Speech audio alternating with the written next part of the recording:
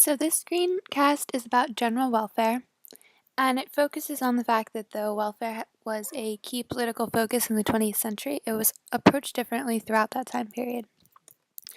And general welfare generally is thought of as the economic, physical, and social well-being of the people.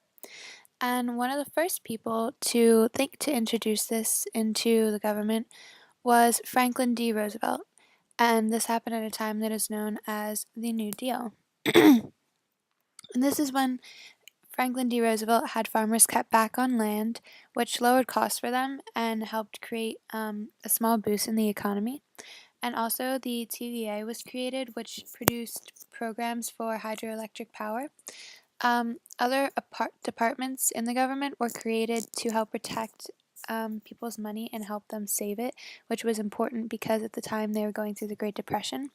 And also, the NIRA was created, which Kenneth C. Davis mentions is an act that worked to control the production, labor, and costs for industry, which was important because a lot of people could be taken advantage of in the industry field.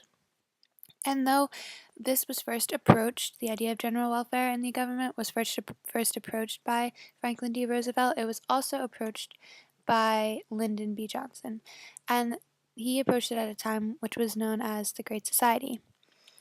And his approach to general welfare was different because the Senate and Congress became more liberal in this time period, and they created Medicare and Medicaid, which are known as Medicare provided health care for elderly citizens. So it was mainly created because elderly citizens were worried about the large costs for healthcare that would come later on in their lives. And Medicaid was created to provide health care for low-income families and families that didn't have the resources. So it improved care for those in need. And also, education was reformed and improved so that the future generation would better from it, as discussed by Thomas Reeves. And in kind of more of a conclusion, you can see the differences between the two.